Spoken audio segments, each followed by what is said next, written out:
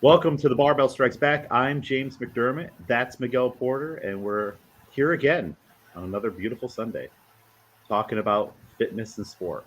Miguel, how you doing? Good, good. It's been a busy weekend.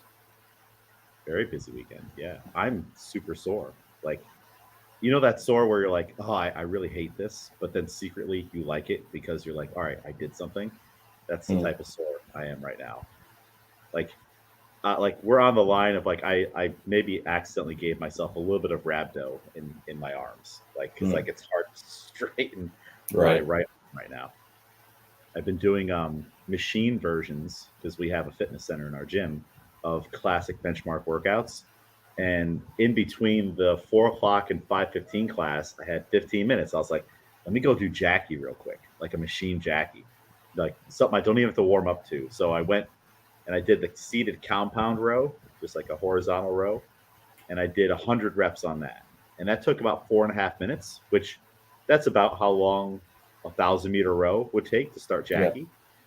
And I increased the weight every 25 reps too, starting at 40 and then 50, 65, and then I think I finished at maybe 80 or so, something like that. And then I did 50 leg presses. Didn't have time for the overhead part of it, so I just had that be the thruster part.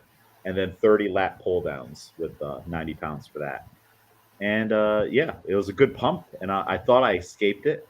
Like the on Saturday, I was like, oh, we're in the clear, no problem. Today, debilitating soreness. Mm, That DOMS 48 hours, it really yeah. set in. Little muscles like the rear, I can't even reach back there. The rear delts, all the little tiny shoulder rotator cuffs are all feeling it. So Mm, yeah, I've been really enjoying just doing CrossFit workouts, but like in a non-CrossFit, almost anti-CrossFit type of way. mm. Yeah, that's interesting. Yeah, it's worked out. I've done Cindy on the machines. I've done JT on the machines. I've just messing around, and it's stuff that I can do really quick. Like again, in between classes, we don't need a barbell. We don't need to get a rower out. We just go up there and hop around on machines, and boom, done. Yeah. And it took a normal Jackie amount of time, about 9:50, I think was my time. Regular Jackie with pull-ups and an RX barbell is like right around 12 minutes for me. So Mm, back in the day, so it fit the time parameters pretty yeah. well. So Yeah. and it also fits that better than nothing box. Hmm. Do you have any workouts that like for you are like, well, better than nothing? Like I did 10 push-ups today, or I did 100 air squats. Like, you have any workouts like that? Yeah. I mean, for a while I was doing a Cindy style type of thing Mm-hmm. where most of the time it's like substituting pull ups with something. Um, yeah, because like push ups and squats you can do anywhere, anytime. So Yeah. either like a row with dumbbells or just do sit ups instead of pull ups, something like that. Cindy is like one of the most versatile templates that Yeah. you could use from like, hey, what do I want to do today? Well, the rep scheme set 5, 10, 15. Make sure it makes sense, especially like the five, Yeah. you know. Or maybe you just even turn that five because you don't have a pull up bar into a 400-meter run or a 200-meter run. Hmm. Come back and do the push ups. You can go for 10 minutes, 20 minutes, 5 minutes. Like you can just 30 minutes. You can adjust the time. It's such a great template on like what am I going to do today? I have limited time. What can I fit in? What are my resources? And then go for it. Yeah. It's pretty perfect. Well, let's start off with the CrossFit Games, and then we'll go into the Olympic Games. We have a lot to talk about in sports and fitness. Have you been watching the CrossFit Games? First question. I haven't. No. Okay, I have. I've been watching it. I'm sure people listening know that there was a great tragedy on day one. Lazar Jukic lost his life during the swim portion of that first event. There's still an investigation going on, and of course, everybody and their brother have an opinion online. I was doing that thing early on where you're like reading every comment section to see, and then it gets way too toxic, way too fast. You're like, I just need to just not pay attention to that, and all the talking heads all have their opinions. I was like, let me just watch the games and that support those athletes that are doing that, and then I understand the athletes that dropped out why they dropped out. Everyone's kind of there's an unprecedented situation, and everybody's kind of dealing with it in their own way. The best advice that I've seen and that I thought about was use it as a reminder of how fragile life is, right? Like, call your friends, call that uncle or your brother or your mother, someone you haven't talked to in a while, and appreciate the fact that you're able to do that. Because life is very fragile and it can be gone in a moment. You never know what's going to happen. It can be an outside factor, it could be an internal factor. You don't know when your own ticker is just going to be like, "Yep, that's it, Miguel, we're done. Yeah. Sorry." You don't know, and it is tragic how young he was, 28 years old. It's funny how, as a society, the number kind of impacts it too. If it was like a 98-year-old person, everyone's like, well, they lived a very long life. And then when it's a younger person, it's like it's a tragedy either way. A life is a life, right? What are your thoughts on just the situation, or have you not followed any of it? Um, yeah, I mean, clearly, I mean, it's something that probably shouldn't have happened. Um, uh, yeah, there are things that should be in place. Obviously, athlete safety is always. I mean, as coaches, just in our regular class, safety is something that we take into account each time we do a workout with a class. It's number Um, one. yeah, so it's for something like that, an open water swim, in a lake as well. Yeah, it just doesn't seem like something that should have happened, um, with all that they should have in place. Um, so yeah, very unfortunate, um, on that route. Um, yeah, going forward is tough.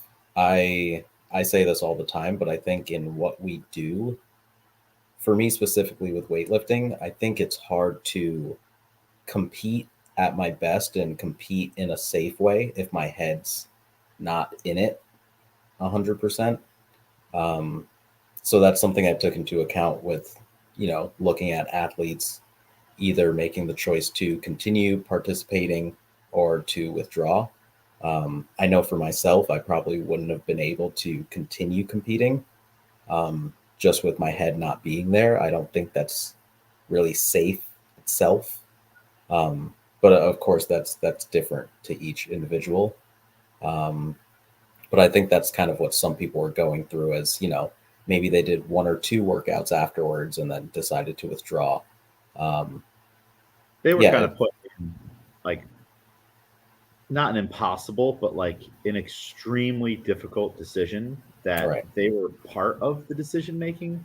Like, it'd be way easier almost if people just made the decision for them, like, hey, we're canceling, go home. Or, Yeah, and hey, we're going on, you make the decision. I think part of the confusion was like in a short amount of time, it's like, hey, Miguel, this awful thing happened to your friend. What do you think? And you're already, everybody's emotionally compromised in the right. situation, even the leadership. Everyone is definitely shook on it. So I feel so bad for everybody in all positions. It's Yeah, it's like you said, definitely as coaches, too. we prioritize safety, and that's why we say all these little things that we say, like, not out of our breath, but just to keep people, from getting hurt or worse. Yeah, and I do think that it's too short of a time frame to really have people make decisions like that. I know that they did. I honestly think the only footage that I saw was right before they were starting the second day. The interview they did with Dave Castro. Um, there was so much emphasis on, saying that the athletes had a say in the decision making. Mhm. But like you said, everyone's so emotionally compromised, and I mean, you can have a say, but if someone's also holding your hand through that, it's difficult. It's only a weekend that they get, and I understand from a business standpoint that you really, you don't have time to waste, I guess. Yeah. So I mean, if you go along and you say, "Hey, we're gonna continue," but if you guys don't want to, I guess we don't have to. And then, everyone's still trying to figure out what's best for them, what's best monetarily. I mean, the thing with CrossFit too is that you only get one games a year. Yeah. Um, so if you spend all your year for this one weekend and something goes wrong, it's hard to turn away from that.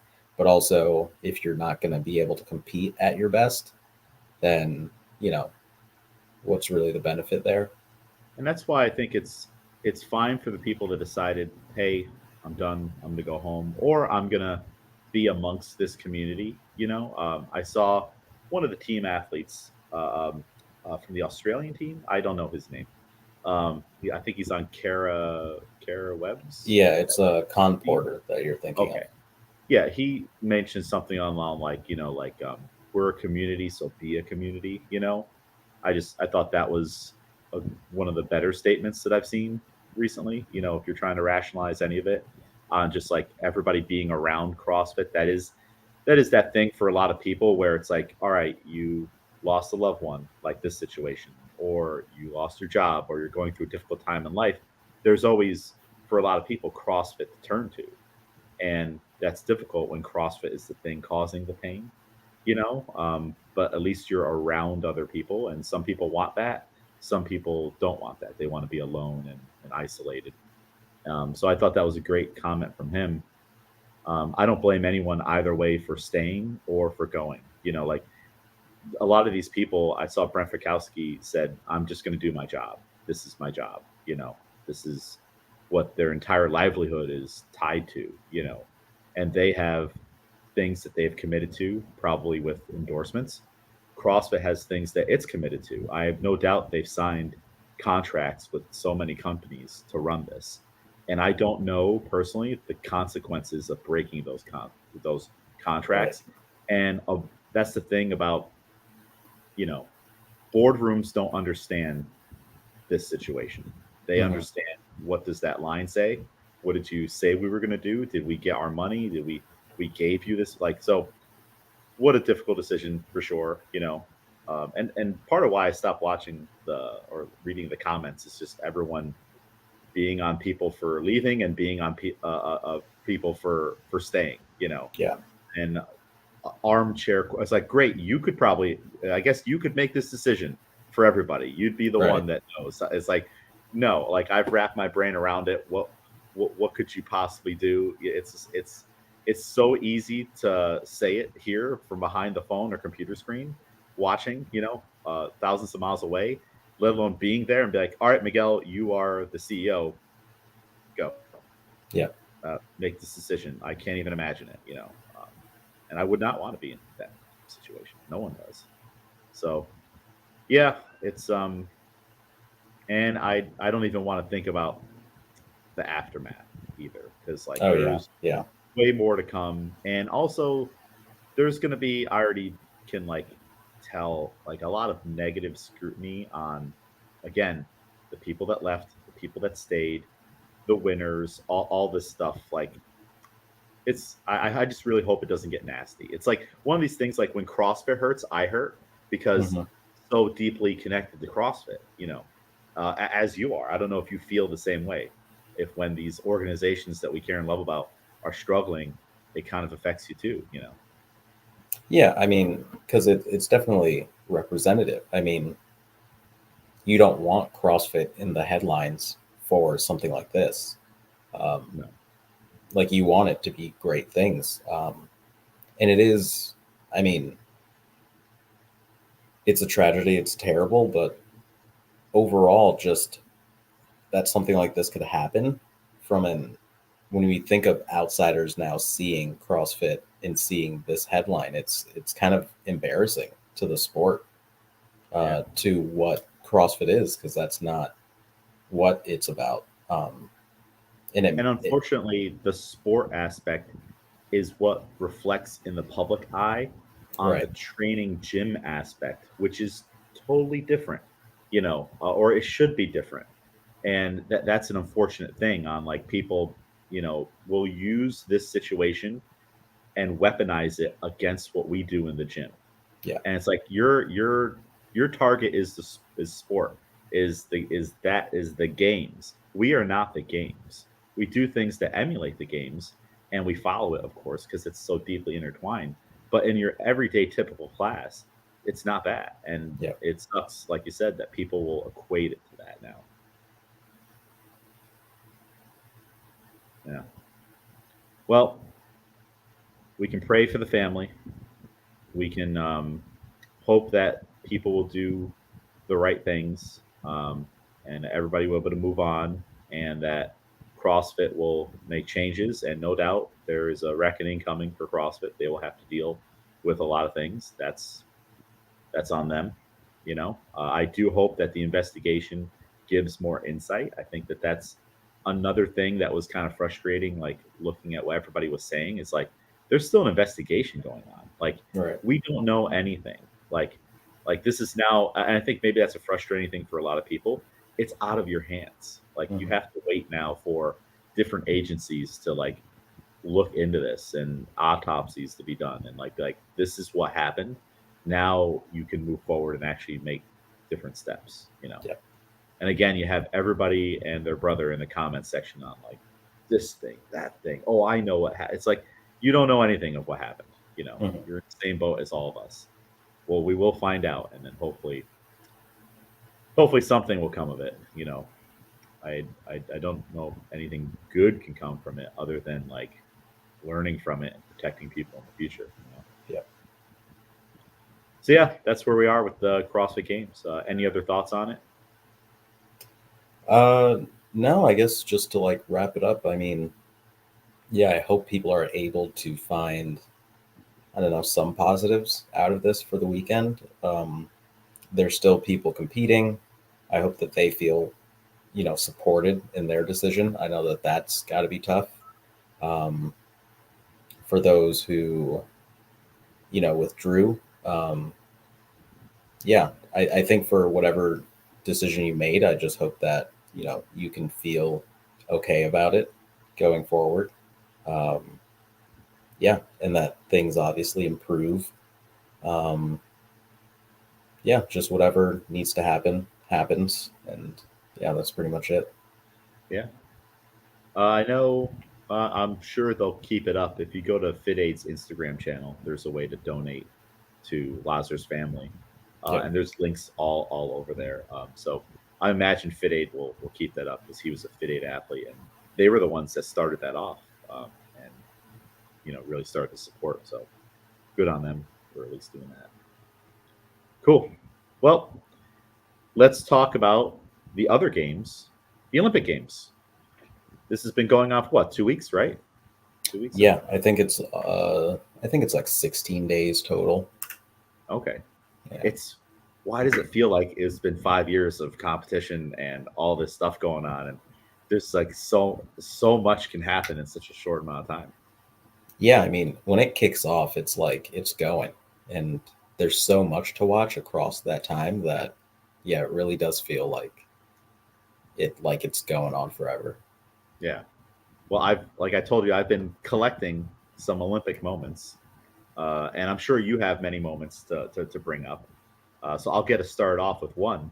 Uh, the breakdancing Australian that's been all over the news.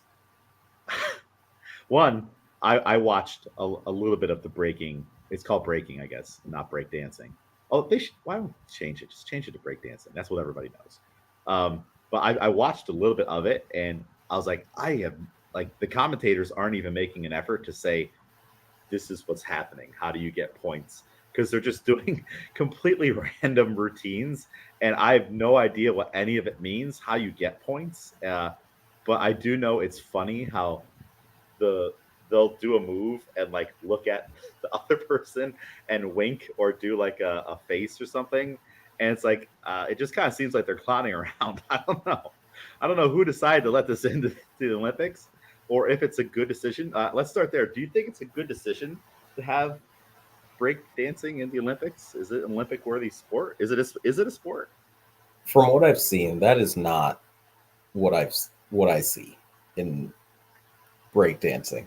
Yeah. Like, but I guess it is very interesting because I question, even because you have to petition to get into the Olympics. think so. which means at the very least you have to give them some sort of like point structure, judging. Here's what it's going to look like. And I imagine a lot of money, Right. crazy amount of money. It's very like, I honestly, from what I've seen, the men's actually, I did see some of the men's, and that seemed a little bit more like what you would expect. Hmm. Um, I think everyone's focusing on like the prime time spot that was, um, but yeah, it almost, if that was the greatest representation of it, I don't even see how that can continue on being an Olympic sport. Yeah, Like there's I no see this as way. like a trial and them going, okay, maybe it won't come back next time. There's no way it's the greatest representation. I have seen better breakdancing in Washington Square or Washington Park, whatever it is, down in New York City, where you're just walking by and you see like people just performing for tips and stuff, and Right. like you see crazy flips and acrobatics and stuff, and I didn't see any of that here, and I was like, what? This is not what I would think of as breakdancing, you Yeah. know. But again, I don't know the activity or the sport. And maybe the stuff they're doing at Washington Park is illegal somehow or not in it. I don't know. Yeah, I don't, I think because it's also early, like you said, a lot of money has to go into these things. I think that is also a factor in who was able to participate this time.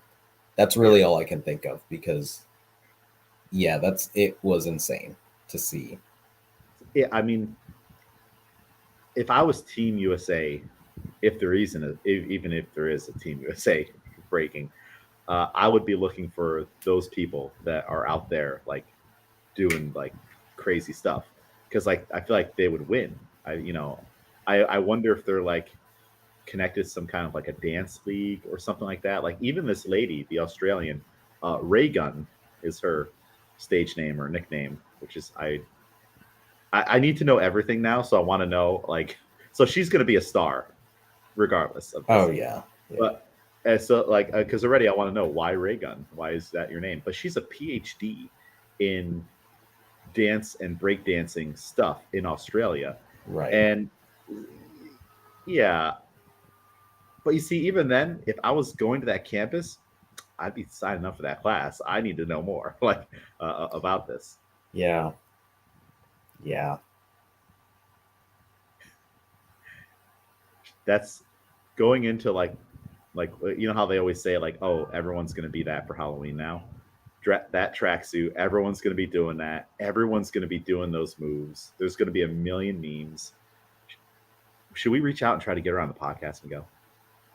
I mean, We I'm she sure might she'll do it. be very busy. Yeah, yeah, we might be able to sneak in there and find out more about this. You know, if I send an official letter, and you never know. But yeah, I think it's a fun thing.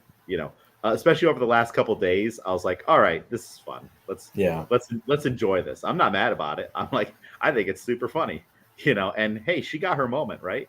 She she she she faked it till she made it, and she can now say she's an Olympian and she's super famous. And I don't think this goes a negative way for her. What do you think? Uh, yeah, not for now. For now, We'll see how the sport. There are many things wrong with the sport that I've seen so far, uh-huh. that may be called into question before we see it again. Well, Um, like what else? What else is in question? just culturally, um, All right, things I know that where you're were a going with this. bit odd. That maybe they'll have to question a few things before we start seeing Yeah, that like the going little forward. Lithuanian girl with the do rag. I I squinted at that. I was like, well, I don't Yeah, know and about not this. even necessarily like, oh, a lot of these things were wrong or bad. It's just like, I think as a committee, they're going to have to go, oh, maybe we should double check some of these things over. Like, even like her name's Raygun. Like, I think Yeah, they're going to have to check and be like, do we want to do stage names? Because this yeah. seems weird. Like, I think certain things are a slippery slope.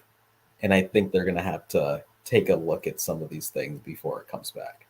Yeah, definitely. And I think some of those things, like the cultural things, some of these countries may not know, like because Right, they're like huge fans of American culture, and they take everything in, but they don't necessarily understand the nuances of some of right, it.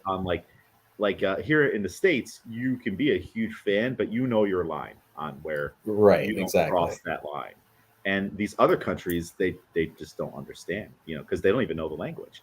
So Yeah. they're just like, I love it, which is great to see their enthusiasm and their innocence in the situation. Uh, so yeah, it'll definitely be interesting going forward. So what you're saying is we can't change ACBC to Albany CrossFit Breaking Club Maybe after I retire from weightlifting, I after you think retire. that is how I injure myself for sure. That's where it happens. Uh, all right. Well, do you have any an Olympic story that you noticed? Um, well, yeah, I guess I'll go more recent. Currently, I'm wearing this is my Asia Wilson uh, Nate? shirt. She's on the USA women's basketball team. Um, number 9 is her number. They just won their gold medal against For France. humans, wow. Well, Um, was France real quick? Was France in the final for both the men and the women? yeah. Wow, how did that happen? Well, there's hometown magic, and then they're actually a legitimately good basketball country as well. Okay, Um, the men's team, which I'll get into, is very they have some really good guys there. Um, no LeBron though. right. Um, but yeah, the women's just won theirs. They've been undefeated for I don't even know how long. Um, On the world but stage. yeah, like for a very long time. I want to say that during the tournament, they were saying one of the games I watched, it was like in the 70s. Like that's how many games they've won in a row. Um, Wow. but they're just very dominant and they have such a good team. The WNBA is actually incredibly competitive as well. Um, before this, they had kind of like their all star weekend, and they had the WNBA All Stars versus the WNBA women that were selected for the Olympic team. Mhm. And the All Stars that weren't selected for the Olympic team beat the Olympic team. Um, Wow. which I mean, there's So we also a have talent in difference, reserve. We right? got talent upon talent. And people are saying like, oh, that should tell you that maybe the wrong team was selected. But I mean, one team had the Olympics after, and then one team has a long break. So maybe you're not giving your all when you have to go into the Olympics right after. Yeah. Um, but again, like super competitive and just overall great to watch. Piggybacking off that, they just won their gold today. Yesterday, the men's team won their gold versus France. In it was amazing to watch the last 5 minutes. Um, I think they won by maybe by the end of it, it was like 8 or 10 points. So on paper, it doesn't seem as close as it was. Um, but France was fighting the entire time. Like a slip up on our end would have meant France victory. Wow. Um, but I think Steph Curry hit 4 threes in a row. And not just easy, he's wide open shots. Like the first one, like pump fake, the guy flies right by him, just drains a shot. Next one, same thing, like a pump fake, or just with the rotation, he ends up being wide open, drains the shot. And then the next one is like a heat check, like two people, LeBron and KD are wide open, and he's getting guarded by two people, and he shoots it over the two defenders, and you know, completely just shuts down the game at that point. So Um, clutch shots. Right. And if you watch the NBA, if your team is playing the Warriors and your team is up by 15 points in the fourth quarter, that that's still not a safe enough gap. because if Steph Curry gets hot and just starts to shoot it, you know that he is capable of making any shot that he throws up. Yeah. So it's fun to see that on like a world stage and seeing these athletes that maybe you don't root for in a regular season, but you get to see them come together, like the greats of this generation right now, like KD, LeBron, and Steph getting to play together and they're having so much fun is really fun to watch. Yeah, and it's like I kept seeing like the photos of Steph Curry, and so I was like, he must have done something big. So was he like the MVP? Do they even have MVPs? So overall for the tournament, it was LeBron, because he led the team in I think every single stat in Oh, points, rebounds, assists, steals, like got it. everything for the entire tournament. But Steph Curry did his job on the team, which is like in these clutch moments when we need people to like they're all capable of it as well because they're all some of the best players ever. Um, but in some moments where it's like, hey, if LeBron can't do it himself, Steph, we need you to make these shots, and he definitely stepped up in the past two games, I would say. How cool is that? That no doubt on every team, those other teams are like huge fans of these guys, and like you would never have an opportunity to play them, and now you're like trying to guard LeBron. Like that just must be like a mind thing that like, all right, you have 5 seconds, now you have to get over that, and now you have to play him for real, because you are trying to beat him. Do you think any of that like played into it on just like intimidation or just like stuff like that? To a degree, I'm going to kind of pivot that to another point that I want to get to. But international basketball has gotten so much better over the past 20 or the past 30 years because the NBA is so popular. Yeah. So now they've seen some of the greats play, and the difference between the way USA play basketball and these other countries play basketball, those differences are starting to melt away because if everyone's emulating these greats that they've seen, everyone's now playing the same. From when the Dream Team went in and they won to the Redeem Team later with Kobe and LeBron and Melo and all those guys. Now the kids growing up, just like NBA players now getting to the league, their idols are like LeBron and Steph and KD. Same thing with these people overseas. And international players are coming over more and more into the NBA. So now they all play at this high level. Um, so things are starting to even out. Has the U.S. always won? Like, have we been pretty dominant, or do we have any losses? We've won at the Olympics for the past four Olympics, I believe. Okay, We're always like within the top five. It's like World Cups and stuff like that, that maybe we don't send the best team over and they got might it. get like, not first, but still up there. And international basketball, the rules are also slightly different than NBA rules. No, But yeah, we're essentially the top still. yes, I was saying it's like, you know, it almost seems like going into the Olympics, you have expectations on like, well, that's ours. Like, Yeah. we should win. Like, no one's going to win it, and it would be like a giant upset. So like, it seems like we're getting closer and closer where the competition's starting to catch up. You know, and they're even playing with our guys in the NBA. That it's definitely going to keep evolving, and it might get even more competitive, which is good because it's exciting. But it's also like, but it's ours, like, Yeah. type of thing. I Interesting. think that's the coolest part of the Olympics because it is a 4 year cycle. These athletes who are now, in their fourth or fifth Olympics, it's interesting to see not a legacy tarnished, but maybe someone's been unbeaten for years and years and years, and then they finally get beat in like, their final year at the Olympics.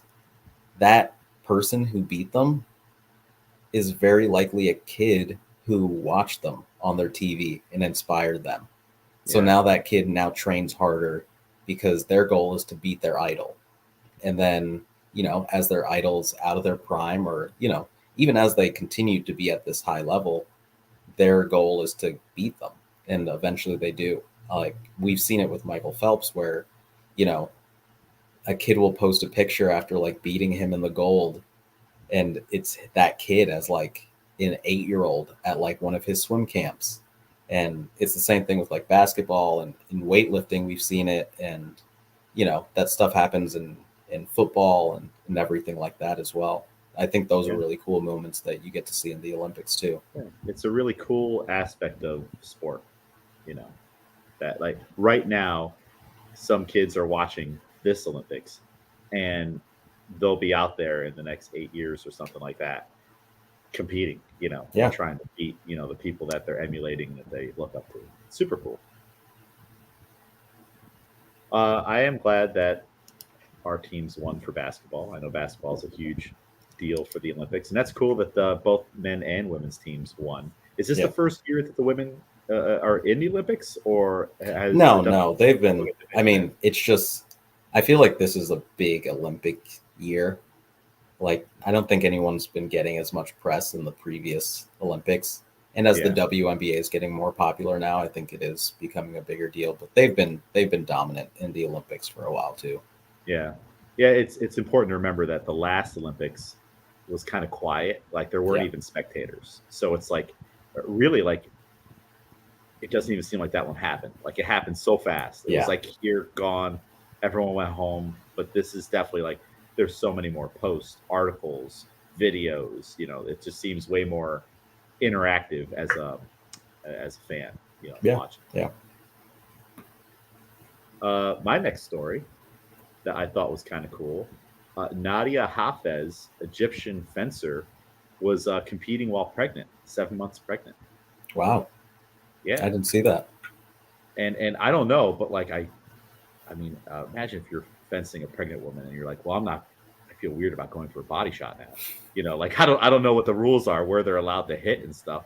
But I just thought that was pretty cool. Like, hey, you're pregnant, you still have this goal, you're still training, and you still go for it. And we see it in fitness, people still exercising while they're pregnant.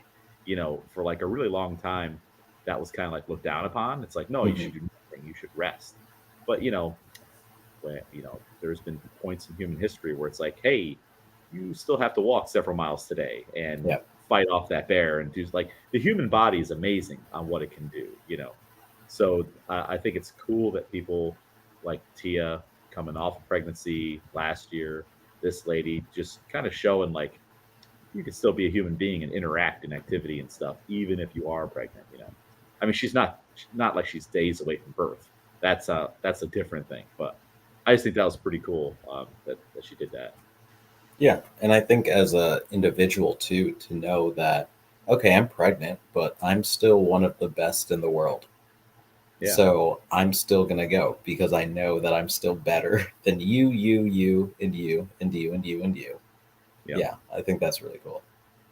And what a cool story to tell your child when they're older. Like, hey, you were on stage at the Olympics. Technically, Right. it was 2-on-1. Right? All the jokes, all the baby fencing jokes, and now we are set up again, like we were talking about for the future. If this baby grows up and is involved in fencing and goes to the Olympics, like, oh, it's their second time being here. The first time Right. they're like, it just sets up so much like in the story that we'll have Hmm. to check in on, in like 20 years. Yeah. But that's just a cool aspect of it. Another one that I saw was Gianmarco Tamberi. He was the Italian flag bearer. Did you see this? He dropped his wedding ring in the River Seine. Oh, I did see that. Yeah, and then he wrote like a really nice romantic love note to his wife, uh, asking her if she'd like to do the same. They'll get new rings. Throw your ring in the river. They'll be together, and then we'll get new rings. I just thought that was kind of cool. Yeah. Yeah. Why his wedding ring was off or slipped off? Like I don't know what happened. Like how does that happen? Like Yeah. I mean, when they did opening ceremonies, it was pretty rainy. So maybe yeah, that. Yeah. Yeah, maybe he took it off to put in his pocket while he's holding the thing. I don't know. It just seems kind of. I Mhm. don't know how it fell off. Not no accusations or conspiracies or anything. I was just, but like that was the first thing that popped in my mind. Is like, how did it fall? How does it fall off? I don't Mhm. understand. Unless he probably takes it on and off for his sport, you know. And Right. who knows? Maybe it was in his pocket, and he's like, "Oh crap, I got to get this on," and then dropped it. Something like that, you know. Mhm. So I thought those were two cool stories. Like I like the human stories from the Olympics, like these Right. things going on. What's your next Olympic focus? Um, I guess to throw it back to like the beginning, um, every like the big sports kind of happen in these blocks, it seems. Yeah, Um, so going back to swimming, um, Katie Ledecky with the 1500 meter again. yeah. Um, like I said back when we did our top five sports moments, the first time I saw her in the 1500 meter was like my number one sport moment, just Yep. because of the gap that she had. And now we were 15, 16, and now it's 12 years later, and she's still as dominant, if not more.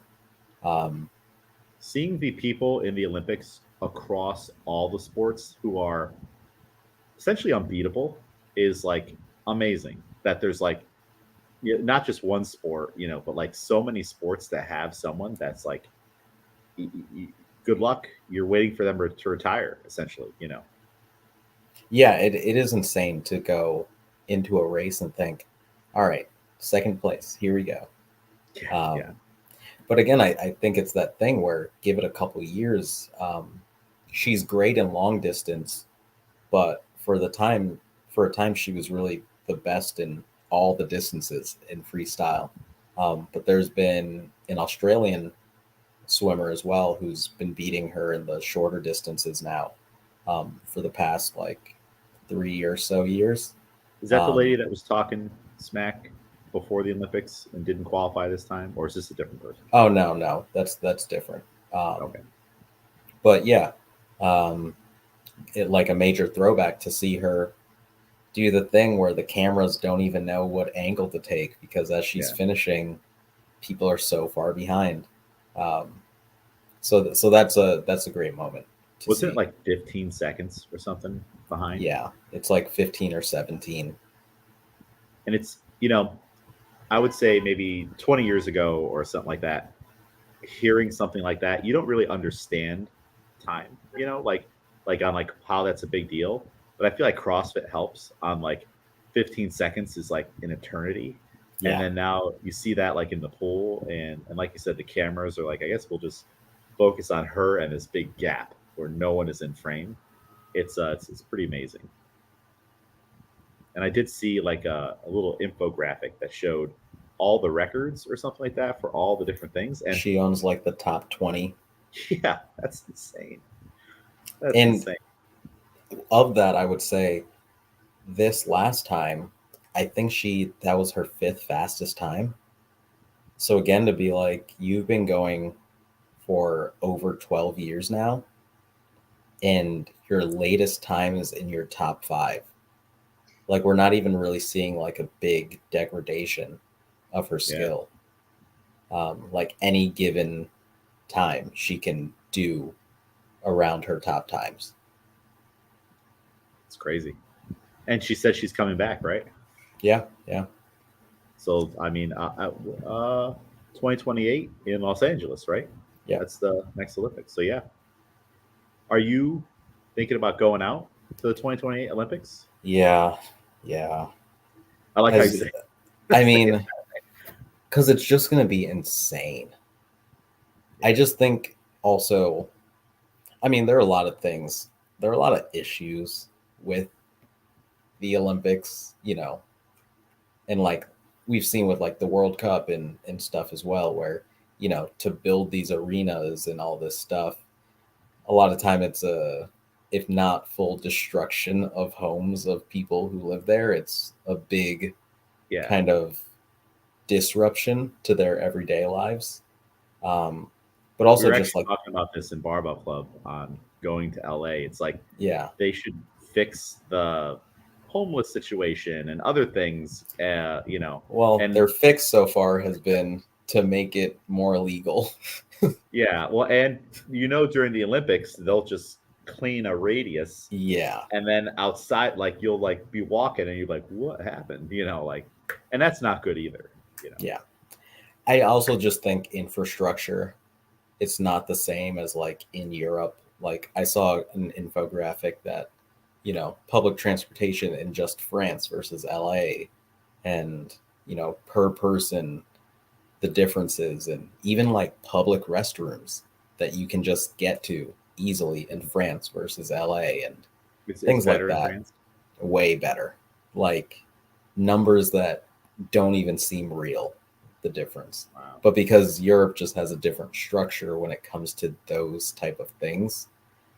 So I don't know if they tried to build that before the Olympics or what, but I would I there are a would be lot of things. interested to see like a docu series or a short film on how do you even organize and do all of this? Like, because I organize events and there's like a million things you have to think about and like people and take care of everything, and like the state championships for New York for weightlifting, that's a big event that I'm putting on.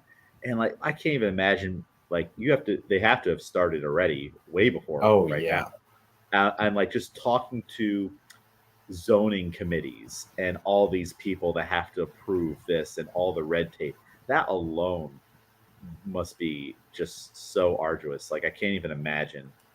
I don't think they could really do a true documentary on it just because so much of it will have to be shady. Yeah, that too. Like That they'd too. have to get a real tight lens on it to make sure Yeah. that we only see what they want us to see. There's a lot on the editing floor. Like Yeah. they come to you, the zoning commissioner, and they're like, "So, Mr. Porter, we want to put like sand here for the beach volleyball," and you're like, "Oh, that's nice." As you hold open your pocket, and then Well, they, first it'll be like, well, no, any sand goes there, it'll immediately create like quicksand, and yeah. they're like, but we need it, and I'm like, all right, But here's what I need. that's more of what we would see. Yeah. Yeah. Well, I can't even imagine the driving situation. Like I've been in LA traffic before on like that big highway, and oh my Yeah. gosh, it is the worst. The worst, well, not the worst thing, but like it sucks. Like when you're like, oh, I didn't expect to spend half my day on the Yeah. highway. I just don't know how they got the helicopter people to places. That's what they They did out in might. Lake Placid. Yeah. You Yeah. know, so yeah, I don't even know about that. And then if you live there, unless you're all in for it, it's probably one of those situations where like you go out of town for 16 Oh days, yeah. Yeah. and just get out of there. Hmm. Uh, any other thoughts on swimming? um no, I think swimming pretty much covered. That's kind of what I was focusing on, the like Katie Yeah, Ledecky dominance. But I there's do other think it's, dominance. There's so much of it. I've seen, a lot of these races are kind of wide open. Um, I think it was just the 50-meter freestyle. Um, One of the older guys, and by older, I think he's like 30, 31. An Australian guy won. I It's am his I first am ever 7 medal. years older than him. Right. But that's the sports talk, and I think he won for the first time. And they were kind of looking at Caleb Dressel from the United States to possibly win it, and they had all these other favorites, and this guy who has never medaled in the Olympics before got the gold medal, so that was cool. It is cool seeing the stories like that, and also seeing like all of the countries that are getting their first medal. That's Yeah. also really cool, Hmm. and just you just know it's going to transform that person's life. Pretty much, if you win a medal in a country that's like never like, just go back and run for president or something like you can do Essentially, whatever you yeah. want, and then you'll be like kind of like in the Philippines, like Manny Pacquiao, who's like Hmm. you're just the man now. You just go Yeah. around like I'm gonna have that apple. I'll be like, yes, sir. It's like you just like your life is completely transformed, and you're like on a celebrity status that like is incomprehensible, you know. Right. So seeing all those stories are pretty cool, and the backgrounds on where some of the athletes come from, and you like hear stories about like the whole village rallied around this one person and paid for their ticket, and then they won a medal. You know, that's so Yeah. cool. I Hmm. can't remember what sport in track and field it was, but there was some guy where he didn't. Oh, javelin. It was javelin. He like didn't even have money to get a new javelin to go to the Olympics and do stuff with. He's just working on his old stuff, and he Yeah. won a medal, and that's where the whole village, like in town, got together to pay for his trip. Like, how cool is that? Yeah.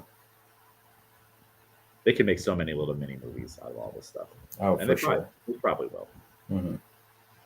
How about the Turkish sharpshooter? That was like one of the early on like memes that all of a Yeah. sudden all the athletes were doing that pose. I thought that was super cool that all the athletes after they win a medal or a big performance, everyone does that nonchalant, you know, Hmm. sharpshooter pose. Like the guy has no equipment, no, not even like a uniform. He just kind of walks out from the crowd. It looks like and just gets silver medal. And Yeah. then there's all the speculations on like it's better to get silver because if you get gold, now people are going to start asking questions. And he's like Mm. an international spy or assassin. Everyone has all these stories about him now. It's so funny. Yeah, I think the shooting was really interesting, um, because because of the equipment. I want to say I think they had different distances and like different type of shooting, but one of the Korean women that won early on, I think she had the glasses that had like the tape over like the one eye, Yeah. but on the other eye, other people would wear this lens, and she wasn't wearing a lens, but she still won. And then going on to him, where yeah, he had nothing and got silver. It's really interesting. It's like in weightlifting where it's like most of them are wearing shoes, wraps, and a belt and taping their thumbs. And then you have the one scary guy that's not wearing anything and he's just Yeah. lifting all this weight. You know, it was, I know nothing about that shooting sport. So Hmm. seeing like all of the apparatuses some of the people had and like somehow it's all within the rules. You can use as much of it as you want, or you can use obviously as little of it as you want to. Yeah. And that guy's just like a natural, you know. I actually haven't seen what he did. I've only seen the memes and Yeah. the Same. photos, you know. And now they're starting to edit him into other situations, you know, like Yeah. side by side with the Avengers and stuff like that. You know, it's pretty cool. That dude will definitely. There's some people from this Olympics that are going to end up in some movie cameos for sure. I Um, think so. Yeah. this Olympics has like some odd star power from some of these moments. Which is it's great, I think, because again, like we've heard, it's tough for a lot of these people to get there. So Yeah, I'm glad that once they get there, they're then able to. I mean, a lot of countries have a big payout, but not all of them.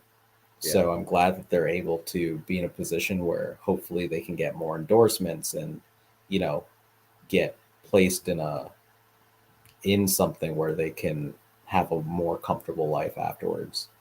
Yeah, and no doubt that dude, even though he didn't win gold, he's the only one people are talking about. Oh yeah. And so it's like that's the dude you put on your posters now. People are going to look into, and that sport will grow. And no doubt he's going to help grow it in his country because that every who is not going to want to be that guy now? Like Yeah. everybody's going to want to. I can imagine so many kids doing that pose and stuff like that to the point where they're like, all right, you guys have to stop. Stop doing it in school and stuff. Like I can just imagine when I went to school, that would be a huge problem. Like you would Yeah. do that after everything. You you throw a piece of paper into the garbage can and you do that. Like Oh yeah. Yeah. guaranteed someone's going to do it at States. Guaranteed someone's going to get out there and get like lift and then do that pose. It's got to happen. So that's super cool. And then the first person I saw mimic it was the pole vaulter. Yeah. That one guy that set the world record and the Olympic record, and that's just crazy. Like Hmm. how high they're jumping up into the air, like over 20 feet, and the announcers kept going like, every attempt he does, he risks his life and whatnot. And then I'm watching it, I'm like, yeah, oh yeah, he is. I like you don't think about Yeah. it. You're like, wow, that's high up there. And if he misses the mat or comes back the other way, I saw a couple of videos of like slips or bailouts on some of those pole vaulting things. It's like, yeah, count me out of that sport. Mm-hmm. You Yeah, have to really be okay at heights, I feel. definitely, definitely. I don't know his name. I Uh, think his last name is Duplantis. okay, got it. I think he was born in the States. I think his parents are Swedish. Hmm. Because he went to college here. He actually went to the same college as Sha'Carri Richardson. Oh, okay. So if you've like seen him at some of these events, like you'll see him. Some of the um, U.S. athletes will like go over and like hug him and like cheer with him because they know him from like college and like NCAA track and That's field. cool. Yeah. I did appreciate the camaraderie of pole vaulting, and maybe it's a track and field thing where he had 2 or 3 more attempts left, and it was already decided that he was won, but he just gets these attempts to try to break the world record, and he can like seemingly rest as long as he wants to, Yeah. and the crowd just kind of hung out and the competitors hung out too, and they were like, we want to see this, like this is Oh cool, yeah. like he's growing our sport right now, so it was just great to see the camaraderie and that they were out there like, yeah, come on, we want you to break the world record, and then Yeah. he finally did. And I was glad that I tuned in and got to see that. So it's cool to see the camaraderie in some of these sports and how Oh yeah. Yeah. you think that they're going to be bitter rivals, from different countries and stuff like that. You always see like in the old movies the nemesis, Hmm. like but I'm sure there's plenty of that going on. But it was just cool to see this. How about rugby? The women's, was that Team USA Yep. Yeah. that won gold, right? And she No, just they won bronze. okay, okay, to come back and get Bronson. She caught that pass and just bowled over people and started running. That was one of those early like big moments Yeah. that came on. Yeah. That's. I think I don't know, because sometimes I say this and people look at me like I'm crazy, but I feel like since I was a kid, I dreamt of sports moments like that. I've always imagined myself in those moments. And I think that's one of those moments that you dream of where you're Yeah, like, it's me. yeah. I had the breakaway as time expired already. And if I score this, we will win a medal for the 100 years. Our sport, men or women's, has not gotten a medal in this sport. And if I score In right your now, hands.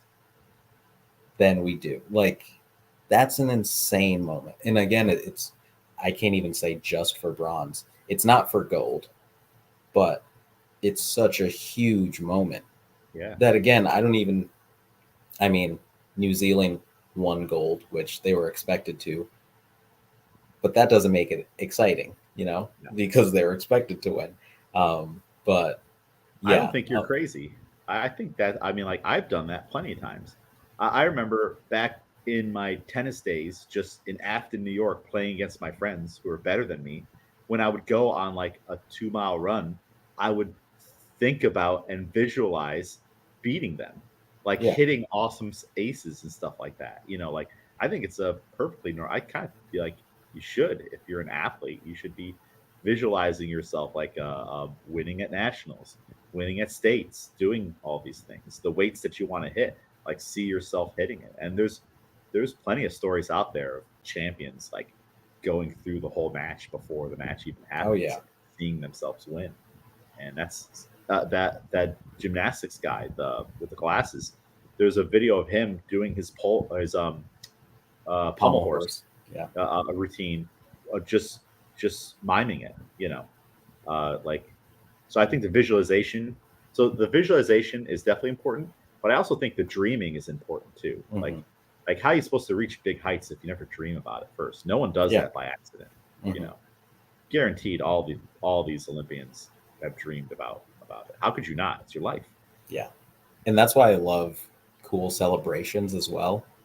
That you can tell it's almost better when you can tell that it was planned Yeah, because you're like you had so much confidence in yourself and you delivered that's like the coolest thing to me. That's why I yeah, love the Olympics so much because I'm like you're definitively one of the best in your sport. Like I'm glad you're able to showcase that and have the world see and kind of, strut your stuff because yeah, this is your proof. You proved it right now. So Yeah, yeah. it's super awesome. Speaking of gymnastics, what's going on in the news here? I heard they're taking away a medal from one of our people, Jordan Yeah. Childs. What in the world? Like, how is it's done? Like, just the decision should end. I don't like all this going to the courts. I've seen this a couple times, and it's what blows my mind is courts have time to deal with this BS and determine who the winner was. Yet, if you or I had to go to court and had an issue, it would take years. Like, but all of a sudden, they got courts just bam, just everyone's getting out there. Like, what in the world's happening here? And I don't know the I story. so yeah, once it was a scoring thing. I believe Jordan Childs got her score, and that score would have had her in fourth place. But after time, scores can change, like through like further deliberation. Um, I believe what they're looking into now and stripping it for is because it was past a certain window. I believe a score can only change like within a certain window, and it was after Uh-huh. that. So I Oh, think that's so why. wait, in her favor. So the score changed in her favor. I think what they're going back on now is because that change came later than it should have. Meaning, Oh, like now that score change shouldn't count because it came after a time frame where a score change should happen. okay. So she was originally fourth. They contested it, let's say an hour after the time to contest it, and then it went in her favor. Now they're going back and saying, hey, it shouldn't have worked out that way. Well, I think the weird part is that I'm not even sure if it was contested or if the judges themselves just went back. Yeah. Like I don't think that they like went in and sent an appeal or anything. Okay. I think it's like the judges themselves were like, actually, now that we add all this up, your score probably was this. But it's so shitty to do that after the Yeah. celebrations, the call to your mom, the no doubt. All of a sudden, Nike reaches out to you and they're like, "Hey, Miguel, do you want to do this commercial?" And you're like, "Yeah." And then now, oh, gosh, can you just imagine the And mess?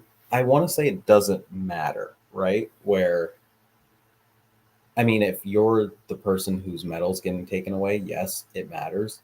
Yeah. But if you're a person earning the medal, does that feel like do you feel good now? See, no one feels good. I feel like Because officiating issues like that, maybe you just have two bronze medalists. I don't know. Give them both a medal. Like, I know people don't like that, but it's like when the officials do stuff and mess up, and it's also been time going by, I kind of feel like you got to do something like that.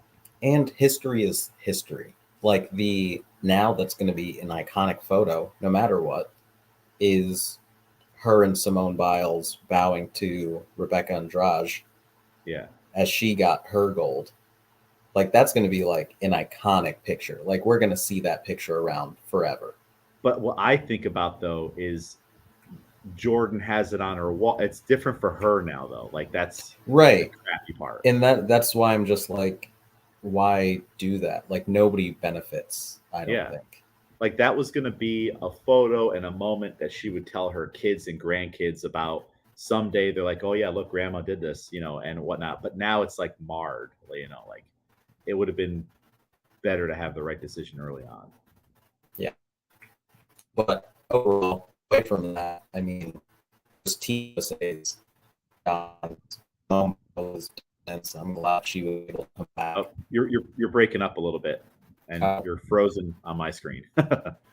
what about now? I get You still don't have the video back. It's well, all it's a right. perfect freeze frame on how we feel about the moment, though. Oh, okay. Well, you know, either way,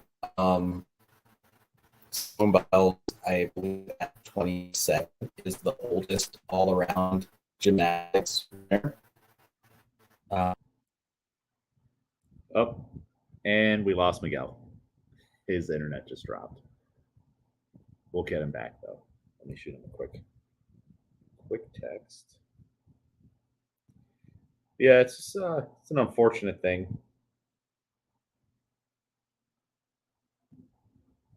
and it's probably one of those things where, again, we don't have all the information and know all the procedures and processes.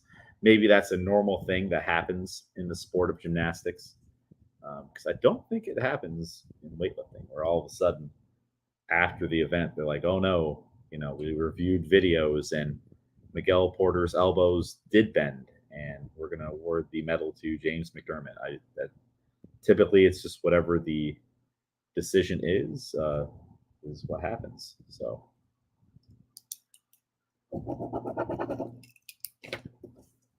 all right, I sent Miguel. Oh, he's back,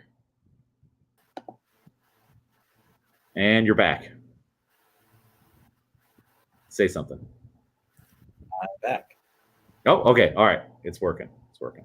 I covered. I said, it's possible that we don't know all the procedures and the way gymnastics works. Maybe this is a normal thing in gymnastics. Like, I'm used to weightlifting where the decision stands. Like, they're not going to go back and look at, did Miguel's elbows bend, and 5 days later take the medal away from you, and because they slow mode it. It's typically in weightlifting the decision stands. That's it. Yeah. Um, yeah, I was just saying, like, overall, it was great to see Simone Biles back. Yep. At 27, oldest all around winner, which again is insane. But if you think about it, that she's been to 3 separate Olympics now. Yeah. It's that deal where, again, she could be inspiring some kid who's going to show up. Like Rebecca Andrade has been her biggest kind of, I wouldn't even say rival, but like the only person to like beat her, or nobody else is even close. Yeah. So I think that that's cool. But because of you said judging, I kind of want to transition to weightlifting now quickly. Okay. Yep. It's time. It's time. All right. Where do we even start with weightlifting? Um, I don't want to just brush over his moment, but we can start with Hampton. Okay. So am I cutting out again?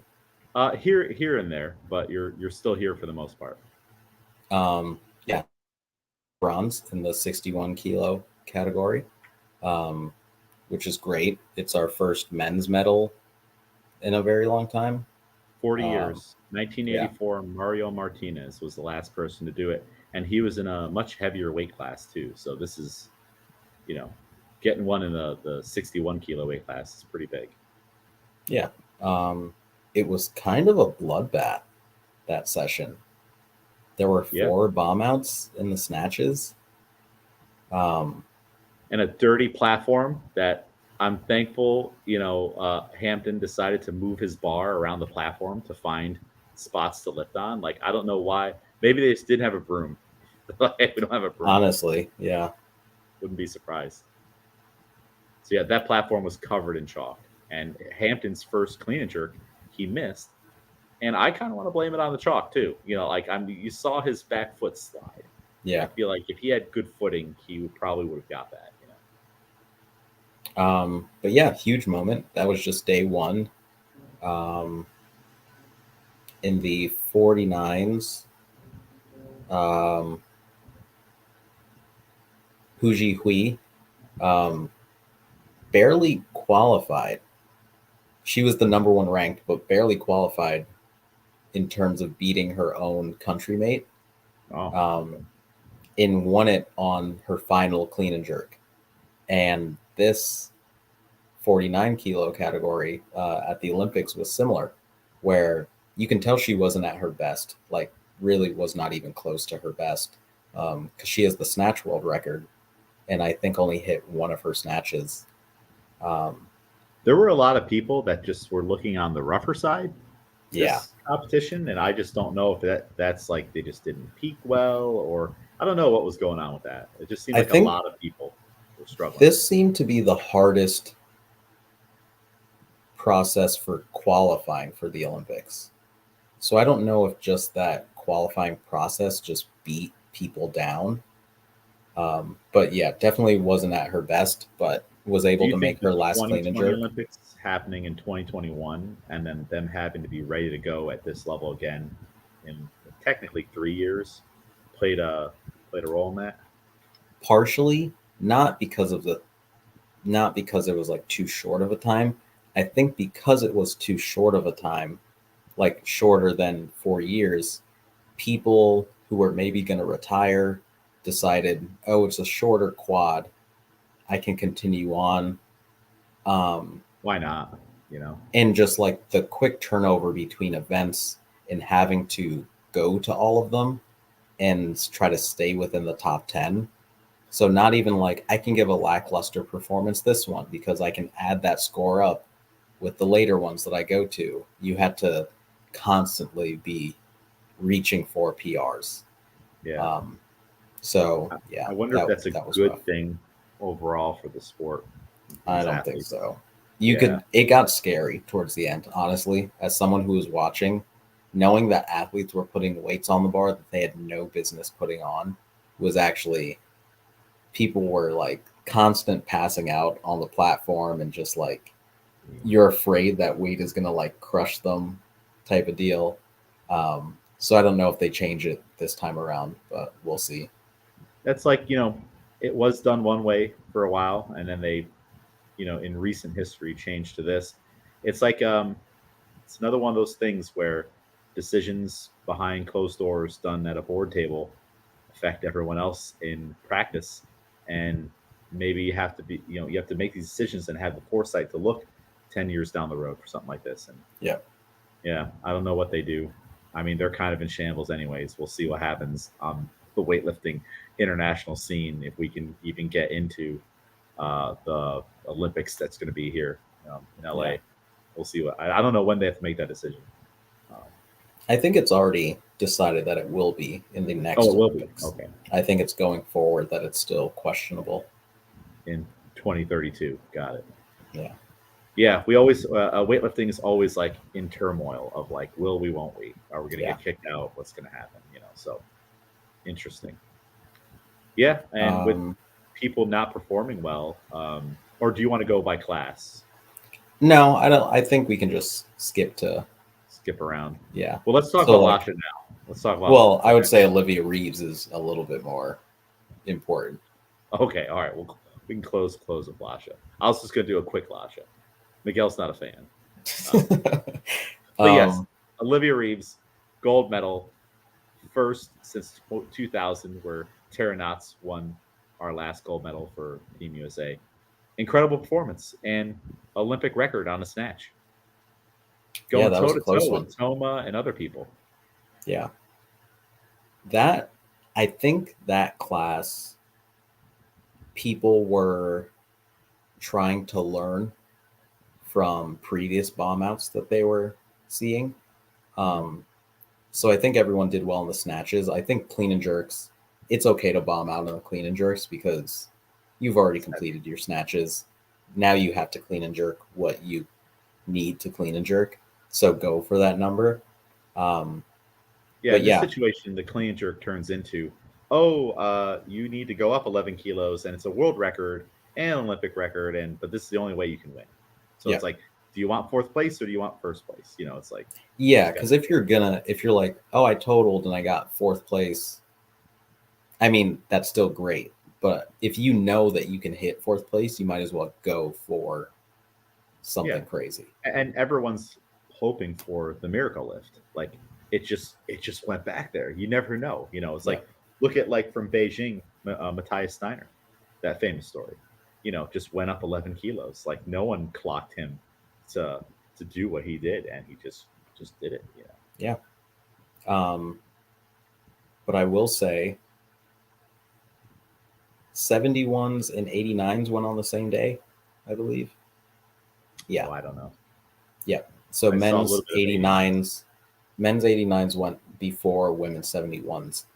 And I have to call out the inconsistency in judging, which is, of course, something that always comes up in weightlifting.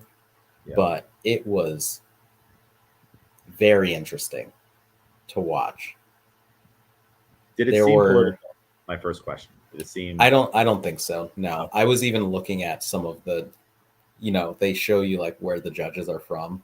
Okay. Um I don't believe so. But there were some decisions that were fully overturned or didn't get reviewed that were the differences in medals Mm. that I thought were very interesting. As someone who like came from watching a lot of football first, I know that booth reviews, what they look at is what was the call on the field? Is there enough to overturn that call? Not like what do we think, but this is what was called on the field. This is what stands. Do we see enough in this video review to say that that is absolutely not the case? That's the only way that you can overturn like a ref decision in my head. Yeah. So to see some of these triple red light calls get turned into a good lift was interesting. Even if while you're watching it live, you're like, oh, that was close. I'm not sure if that's a press out or if that's more shoulders, the arms wiggling a little bit, but I'm not sure. And then have the jury completely flip it and go, okay, now you get third place. That's wild. And then, yeah, another clean and jerk for Jason Lopez for him to get silver. I do believe was also a press out. I think he only got one red, and the jury didn't take a look at it. Mm-hmm. So I think silver and bronze in that category. I think whoever was going to win, Carlos was way ahead. Um, so that gold is fine. I think Jason also is podium, but I think Nino's bronze, bumping out Marin Robu by 1 kilo. Mm-hmm. I think that one's questionable. In if they called it a good lift to begin with, I would have said okay. But I think getting 3 red lights and then getting that fully overturned was interesting to see. Controversial hot take. I didn't think all Alash's lifts were good either. Yeah, yeah, And he was beatable and would have been beaten if he didn't, like, he would have been forced to take a third attempt on the clean jerk, and I don't think he had it. You hmm know, talking about people who just looked a little bit extra tired and not all the way themselves. So yeah, there was a lot of weird decisions like that. Just like weird overall. I'm just like managing the competition and doing the job the right way. Like on Hampton's missed opener for the clean jerk, Team USA coach Mike Gatone was pissed, and they caught it on the little live stream thing. He's like, "That's the third athlete I've seen, slip out there," and no doubt they told Hampton to find a new spot, but like normally you would tell like the technical controllers are supposed to manage to feel the play yeah, in that, and they weren't, like they weren't doing a good job with that. You saw people with tape over their elbows that they didn't catch. Like this one guy had like his bicep wrapped, it looped down, forearm wrapped, and like that doesn't fly at a lot of local yeah. meets here. Yet at the Olympics, that guy walked by two technical controllers who are the police of the back room, and all that stuff. And all three referees saw it, and no doubt the 5-member jury saw it too. And everyone just missed it. Like it's like But a you know what they did see? what's that? The hook grip. They were making athletes tape over logos. Oh yeah, Like, really, that's what you're gonna focus on when? And it seemed again inconsistent. Where I thought I like the first time I saw it, I went, "Oh yeah, okay, I guess," and then I would see people later on in other sessions kind of have the same thing that didn't need to be covered. And Yeah, like yeah, Lasha's singlet, we've seen him. That's got to be the same singlet. Like he's wears that Adidas singlet for every meet, the red and black one. everywhere. Yeah. Yeah, and now all of a sudden he has tape on one of the stripes instead of all three of them. So it's like I don't remember where it can be for two stripes versus three. I don't know. Why did it not matter the last two Olympics and all the world championships and all the European championships? Yet now the technical controller yesterday, I was so annoyed with it.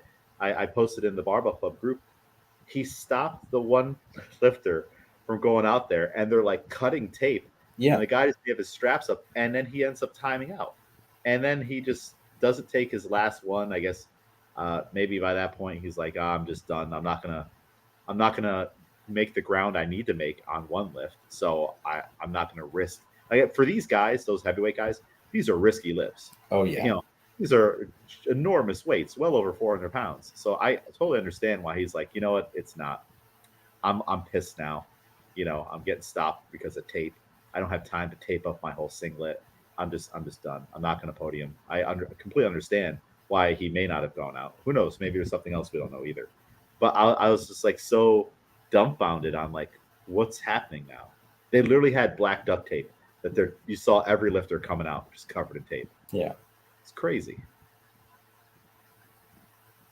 There were no. I don't know if you've been in class when I brought this up. There were no American or USA weightlifting officials at the meet. Yeah. We Yeah. I remember you we were said that. we were not invited.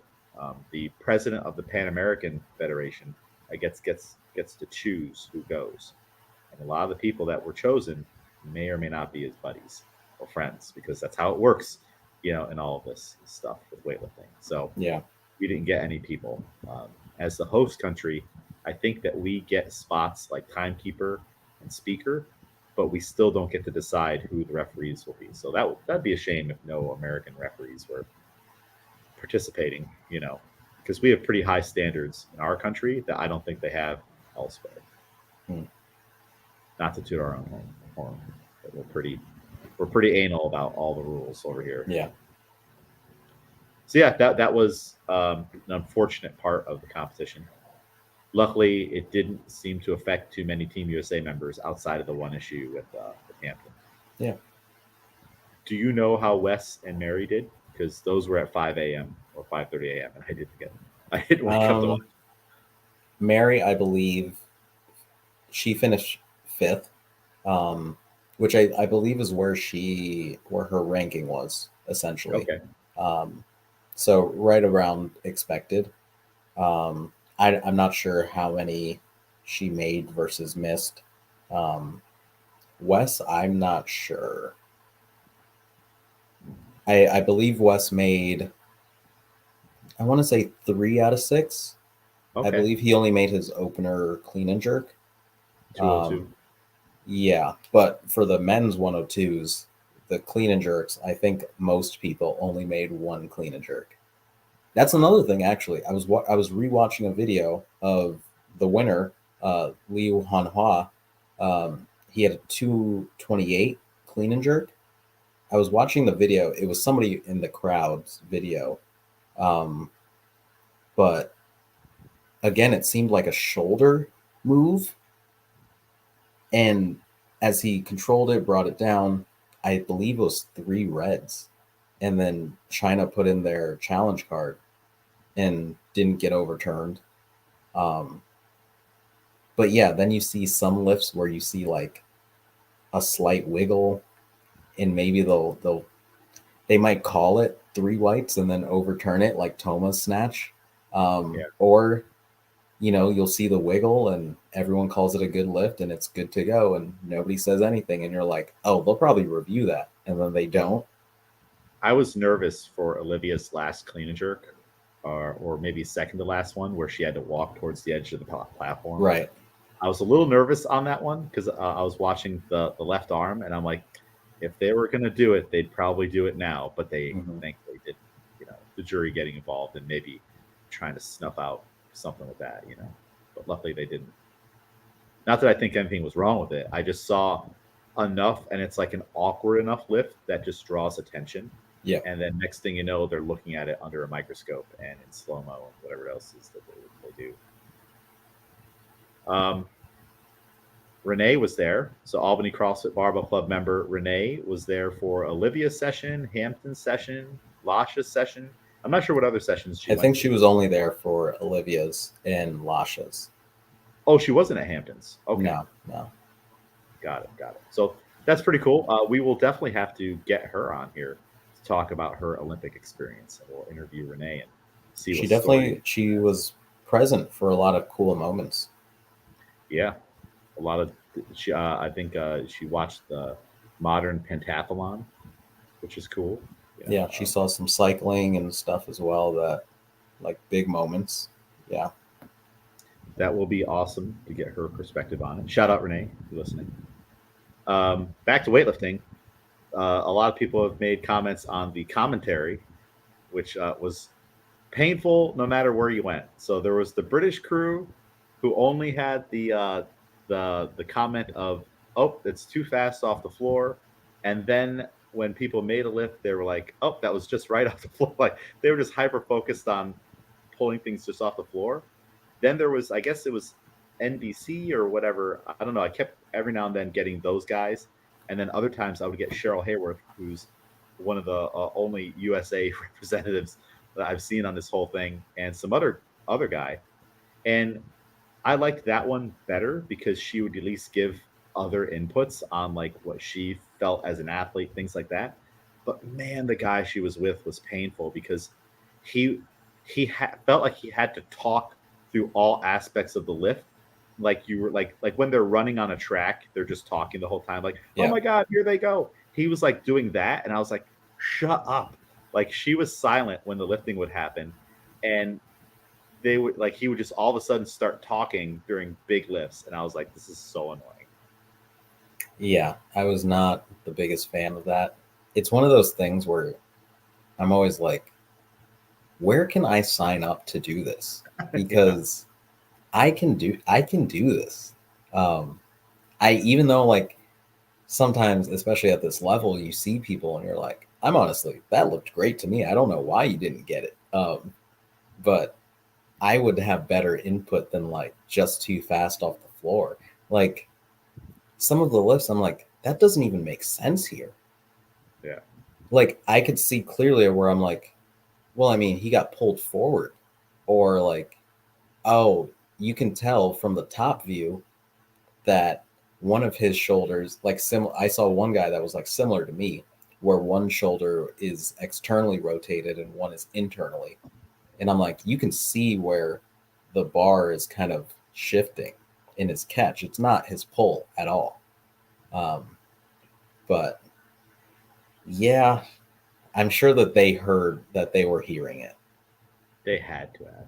I mean, they had to have. Someone. It's like I don't know if those guys are from the sport. That'd be kind of awkward and They maybe said embarrassing. certain things that I was like, do you know the sport? Because I'm like, that's like a legitimate point. But I Yeah. was wondering if somebody was just had Oh, given like them like a cheat sheet, and were like, oh yeah, a lot of lifts, or they just heard like a lot of lifts are missed just because people are rushing it off the floor. And they were like, yeah, that'll probably sound good. I'm gonna remember that one. But when you say it after every single missed lift, like that's insane. Yeah, and as we know that there's a gazillion reasons why you might miss a lift.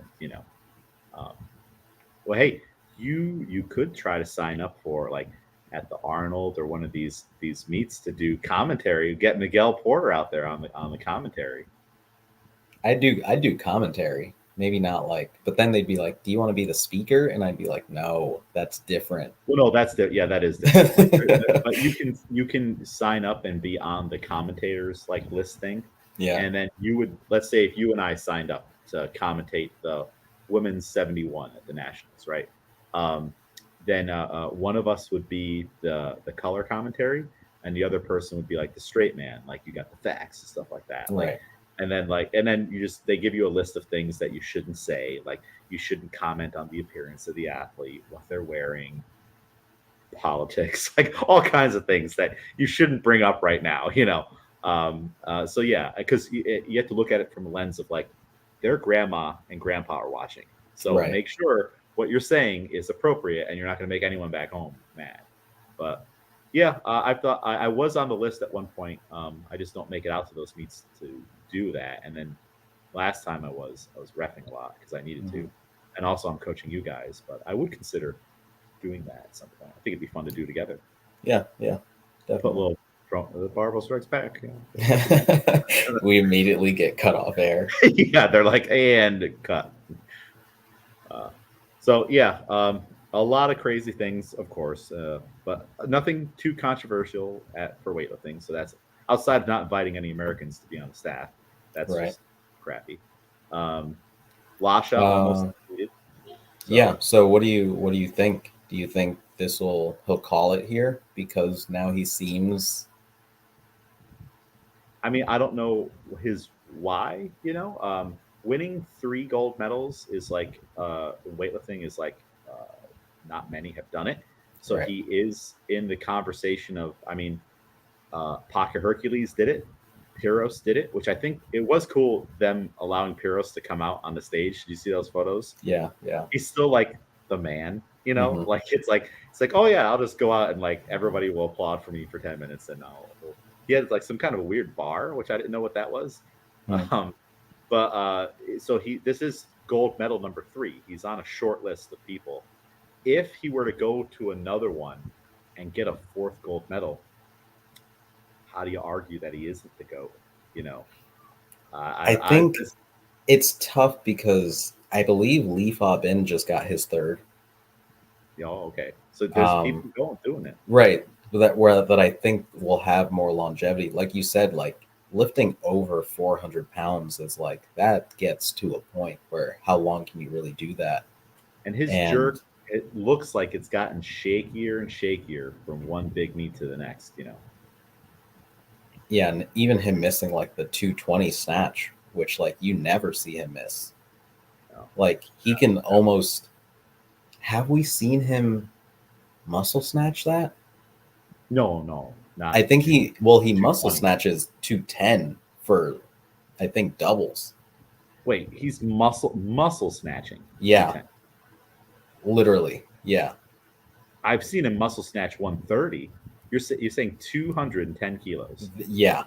I've 100%. I Multiple haven't seen times. this video. I gotta look at this video. Um but I yeah, was no, I surprised when they're like he's opening at 210. I was like, is he sick? right. What's going on? You know. And man, I felt bad for Gore. Like he was trying to take it to Lasha, like the other guy too. But Gore, had he made that 220 snatch, I think he would have beat him. And then if he was able to put together better clean jerks, his clean jerks just fell apart. Yeah, his clean jerks aren't have never been that strong. But if he hits 220, he doesn't have to go for Right. some of those. Like he doesn't have to do 155. He might have, and then he forces Lasha to take bigger lifts. But then you wonder, like, when they gave all right, they gave Lasha that lift. I mean, it's all spinny and whatnot. Do you think there's kind of like a thing of like, all right, he's Lasha, like that, like they're afraid to give the red lights or something like that? Does he carry too much weight in that I regard? think people are You because felt it at the local level, right? Where right, that's what I'm about it's to a say big where lift, everyone's happy, and you know the other 2 refs aren't going to red light it. So do you want to be the one that puts up the red light? Like we've all yeah, been in that situation before. where you don't want to be the one who takes away from someone's podium. Yeah, Like you don't want like every time that I sit in a judge's chair, I'm like, please make it easy for me. Like if you're gonna miss the lift, if you're gonna I hope you press out and drop it in front of you because I don't want to decide after your press out if that's a good lift or not. Because and now I at really have to nationals, look and I'm like, how much did it wiggle? Was it a full press after? I'm like, just miss it and have it drop. Yeah, it's so much easier. At nationals, every time they would just flat out drop it, I was like, oh, oh, good. I didn't have to. That's an easy point for me, Yeah. because I'm trying to get points. And then there were the ones that were close where I would say red, but the other two people said white. Now I'm like, oh, crap. Was I wrong or were they Hmm. wrong? I don't know. Like I made the decision I thought it was supposed to be. So yeah, you do hope that the lifter makes it easy for you. So yeah, I don't know. It's a weird situation. It's almost like all right, if they gave it to him or whatever, it's like all right, well that's his last one. He's gone now. Yeah. I don't. Yeah, I don't know if he has another quad in him. Yeah. That's so long. That's so long. It's like, do you need to? You know, how many times does he have to snatch some of those weights? Like, if I was him, thinking like, imagine you're in his shoes, thinking about it. You're just like sitting in a chair, and you're thinking about the next 4 years of your life, and all the squats you're going to have to do, all the snatches and clean jerks they're going to want you to do, all the stuff, all the flying around to do the qualifying game again. Right, I because he can it's even just like, oh, I'm only gonna compete maybe at the first one or close to the last one, but I'll go and I'll weigh in and I'll be drug tested. But again, yeah, you do have to travel all around the world. yeah. I mean, he's probably set for life, I would imagine and hope. So he probably doesn't need to do any of that. He's already here. He's already in the history books. And then who knows when the sport will turn on you, because weightlifting is a sport that likes to do that. Unfortunately, why? Yeah. Why is that? Why does it got to be our sport? Though? I'm sure other sports do stuff like that, but Yeah, you just don't no, hear. for sure. Other You know, sports, they get people. yeah. So it's like maybe he goes out on top, legacy intact, and then we'll find out in 4 years they'll pop him after the fact because Yeah. they have to do it for optics. Like which just shows you how dirty it really is. Like when they do stuff like that, it's like all right, you popped Lou Xiaozhong after he retires, but you never did it. But what's all right? And even like the substance at that time too is like, but why would it even be that? Like Yeah, just weird things. Yeah. yeah. We again weird things that happen behind closed doors. So yeah, any other thoughts on weightlifting at the Olympics? No, no, that was pretty much it. Those were the big moments for me. It was nice that they didn't have to walk down a half-mile hallway to get to the competition platform at this one. This is Remember that? maybe the first time though that I've seen some people jog. Oh, Like I saw some people really rush to get out there, like after some changes were made. mhm. I saw somebody like sauntering over with like their towel over their back and then like hit a little jog to like get ready at the steps. Yeah. Yeah. I did see one of those instances of where they called the wrong lifter out, because there was like a change that didn't make it in and whatnot. And Cheryl Hayworth is like, "Yeah, this that's something that happens. It happens at every level." And I'm like, "Yeah, I know. I've done it. I've done it before, and I'm glad it's happening at the Olympics now." Because like when little things like that happen at the Olympics, it makes you feel better when you make a mistake at a lower level. You're like, okay, Yeah. if it's happening there with all their fancy blue suits and stuff and protocols, it can happen anywhere. So don't beat yourself up about it. Trying to think of any other great lifts. There was it in Jordan's session, the Romanian lady, or was that another session? Can't remember. There was Um one yeah, Romanian yeah. lifter. That's the 49s. Yeah, that's Mihaela Kambe. Okay, yeah, she was killing it. Six for She was, six, yeah. yeah, In like legit PRs. Like she's competed as a light ish 55, and I think she tied that snatch of 93 at that weight. yeah, So I think that's her first time hitting it as a 49. And then her clean and jerk is even heavier than what she hit when she was in the 55 category. crazy. Yeah. Same teammate with Toma. Yeah, there's the Bulgarian guy. That's Nassar, right? Yeah, Carlos. Yeah. Yep, lifting huge weights. There was a guy, I want to say he's 67 or 73. I don't know which one was in the Olympics just now. Lifted over 400 pounds. You seen that story? Rizky Giancia. Okay, that's is that the biggest lift from the lightest classes? Just all the way up there. Um,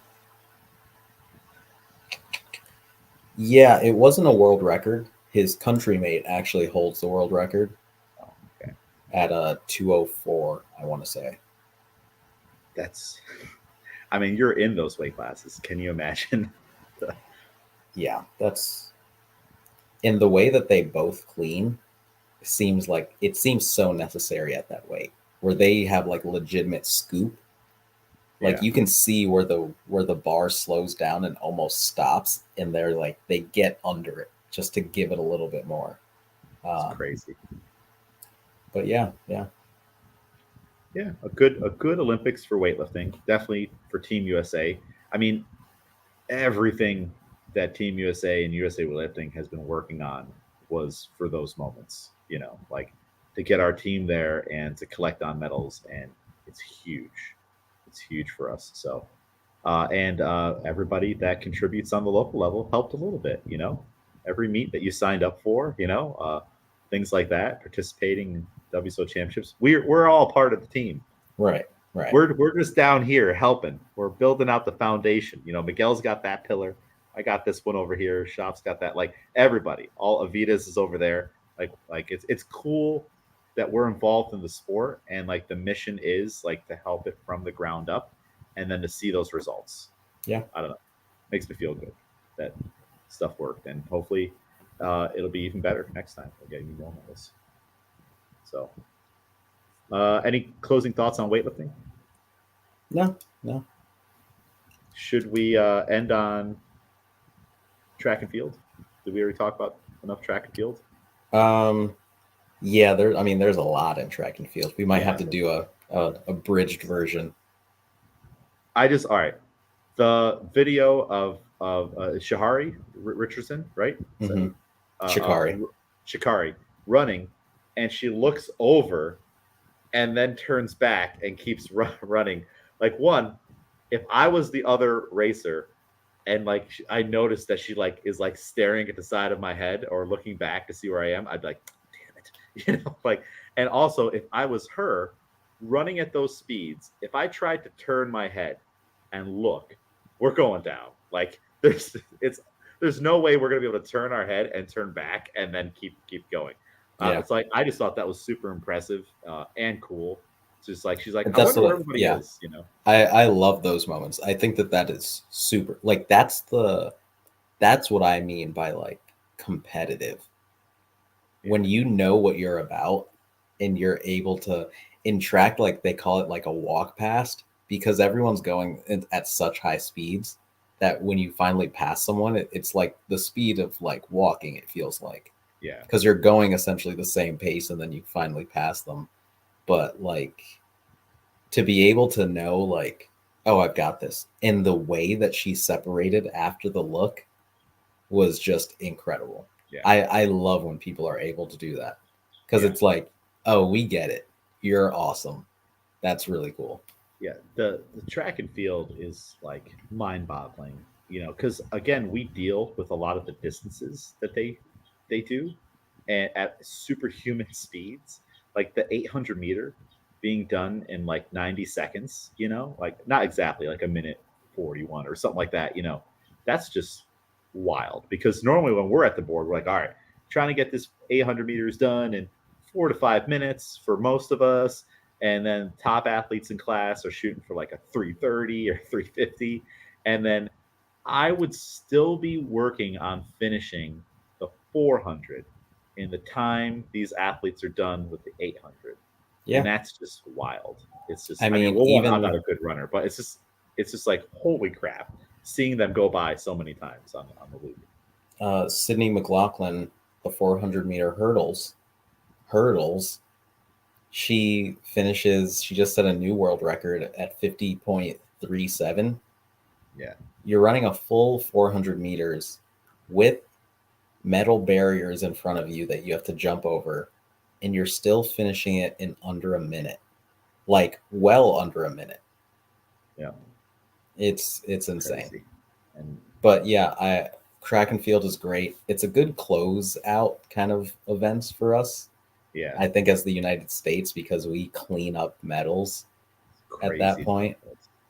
Um, the women, I think overall, USA women's this Olympics have just cleaned up so many Yeah, gold medals just from the women only. Like I want to see a split. I'm sure that there'll be a split afterwards, but so many gold medals from the women's side specifically. Um, across so many disciplines, yeah, because we're just talking about like the racing, but there's like discus, shot put, and pole vaulting and javelin, and it's like there's just so many things. Like steeplechase was hmm a sport I didn't realize existed that I'm now obsessed with, where it's an obstacle course run. It's yeah, like you have these giant hurdles, and sometimes just a hurdle, other times there's water under it. yeah, And like so your shoes are getting wet and heavier, and how do you deal with that? Like there seems like there's so much to consider, with that sport. It's crazy. Track and field is awesome. yeah. It's a good way to. It's really a good way to close it out. I like the beginning to start off with like swimming and gymnastics, and then close out with, you know, the team sports are finishing. The women's actually, the women's U.S. soccer team just won gold yesterday as well. Oh, So cool. to finish off with track and field, and then like these sporting We won events, soccer. the women's did. Yeah, I mean, they've had some disappointments in like the finals in a couple of these in the past year, but they're fairly dominant overall Okay. internationally for soccer. Yeah, the Men's women's not so are. much. Yeah, the men are not. All right. Yeah, I'm gonna imagine maybe some South American country, Spanish country won I'm for actually men. not even sure. It's pretty competitive all around. Okay. Yeah, Yeah. soccer is a world sport. Everybody's involved with it. hmm But yeah, and it's still going on, right? I don't know. The Olympics ends today, I would imagine. Yeah, I believe closing ceremonies are tomorrow, so I'm not sure exactly. Well, because of the time difference, we actually might be like fully wrapped up. Okay. Yeah. Yeah. Oh, yeah. It's true. Like typically, this is when I would be watching it right before hmm heading to the gym, and they're always like, "Oh yeah, tonight, right now." It's like it's 7 p.m. there. It's Yeah, 6 p.m. So yeah, I would like to. I think going to an Olympics is like one of those things where like, let me check this off the list. Like, it's um, it's a unique enough event, cool enough event where it's like, all right, let me even if you're just there for a day, let me just go and take it in. yeah, It is on my list too, and it being in LA is pretty cool. So we'll see what happens in the next 4 years. Maybe I can finagle my way into being a timekeeper, or right. ultimate goal, speaking on the mic at the Olympics. That would be cool because Yep. remember that's the job no one likes and no one wants to do, except for some people like to do that Yep. job. So that would be that'd be cool. So we'll keep working. We'll keep training for it just in case we get the call. You hear the stories of those athletes who are like, "Oh yeah, I wasn't going to the Olympics," and then they called me and said, "Hey, we have a spot. Do you want to come?" And they win gold. Yep. Like those are also really cool stories. Where that and the wrestler, I don't know his name, but he's won the last five Oh Olympics, yeah. Yeah, that's insane.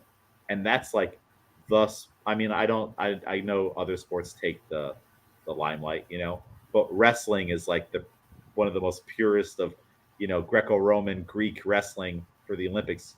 If you think of the Olympics, you should think about wrestling, Yeah. even though it doesn't get like the spotlight other sports get.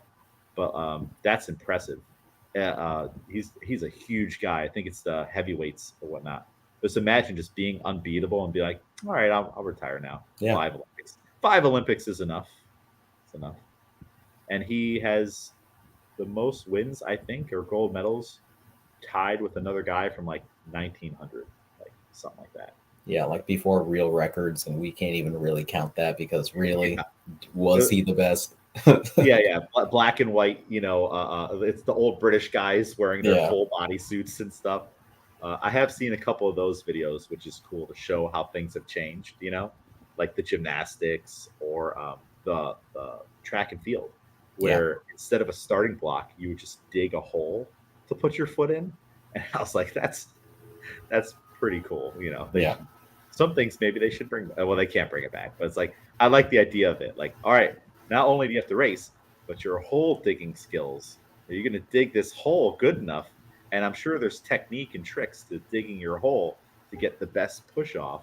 Yeah. I do, and also the little shovel that would have Nike on it. You know, your little Nike shovel to dig this hole, and just watching them all out there digging these holes. For some reason, that would be the most enjoyable part for me. But I sometimes enjoy weird things. So yeah, that's it. The Olympics. Any closing thoughts or other stories that we didn't get to? That's everything on my list. Yeah, I would just say closing thoughts on the Olympics. Um, yeah, it's just great to see. I love sports. I love seeing people show what they have to offer, like people getting to their highest ability. Um, yeah, and I use it as like motivation for a time as well. Like I don't know if I can get there, but I will try to do my version of what they're doing out there. Yeah, So it's really fun to see that, and I hope people can like gain confidence or find an interest in something that they didn't even know existed and potentially be the best at it in a couple of years. you never know. You know, the hidden talents a person can have. You know, and that's why it's great to, as you get older, to continue to participate in lifetime sports. Even something like pickleball, like there's going to be a push to get that in the Olympics eventually. It's such a Yeah, huge sport, and watching ping pong and badminton, those were also cool. Crazy uh, points for that, or crazy points for beach volleyball, and just when they just keep the ball or the object in the air for so long. And then when you go to do that on your own, you can recreate those moments because you get in the zone. The person you're playing at the gym gets in the zone, and you have that thing. And it's impossible to describe how it feels. Like yeah, you've done it before. I've done it before playing tennis or ping pong and stuff. And like, I guess it's that in the zone thing, right? When you're in the zone, it's a very difficult thing to describe how it feels, but yeah, it's something that is achievable for almost anybody. You just have to actually train and try, and then eventually get to the point where you can do that. So it's a cool thing for the Olympics. I think we're going to see a rise in people wanting to do sports, and you can go to the Scotty Center and swim laps, and pretend that you're 15 seconds behind Kate Ledecky, and you can play basketball. It's just a cool thing, and it's a lot of people don't like to work out, but like it is working out still. Like you can yeah. have a good healthy routine behind it. So awesome. Well, my closing thought, I did write down the stat that the USA was the first one to win over 100 gold medals. So go Team USA. We are the best. Awesome. I don't know. Is there a winner overall for the Olympics? Well, if you do a medal count, yeah, Okay. All right. So the medal count. So, and that's including silver and bronze, right? yeah. So people are weird. Hmm. People don't like to include silver and bronze if their team is winning based on golds. But I think either way, we definitely have the most total. I believe now that we are ahead in golds as well. Perfect. Yeah. Cool. Awesome. Well, take that, rest of the world. We are number one. I do think it's cool, all of the other things that happened around it. Like, I love all of the human stories. So I'm looking forward to continuing to read them as they go on. They've all been mostly positive. There was one of some athlete whose mother stole his winnings or something like that. That's unfortunate. Hey, she's your mom. I'm not trying to justify it, but I don't know what happened there. But so I'm sure there'll be some unfortunate stories that come out anytime you get so many people around one another, all kinds of things are going to happen. Yeah. There's that. It was awesome to see Celine Dion come back and belt out a great performance. I don't know if she's coming back for closing ceremonies. I don't even know what closing ceremonies entail. It's probably another big party, right? Yeah, I'm not sure. There was for the opening Gojira metal band, first time at something like this. Interesting choice. I think it was cool. I listened to their album after it because of it. It wasn't bad. So, um, coming to an Albany CrossFit Barbell Club playlist near you soon. Not really. I joke. Not really. It wasn't that good. So yeah, I'm looking forward to the next one. And we have badminton and ping pong at the gym and other things. So we could also someday do an Albany CrossFit Olympics and or just get people together to play stuff. So cool. Well, Miguel, thanks for coming on. We did it. We recapped all of the games stuff that's going on, and we'll be back next week to our probably more normal schedule. I think we have part 2 of a jerk article to go through. That was the Oh promise yeah, we said, right? yeah. So we can't forget that. Awesome. Thank you so much, everybody, for listening. And it's time to tune out here. And we're done. USA.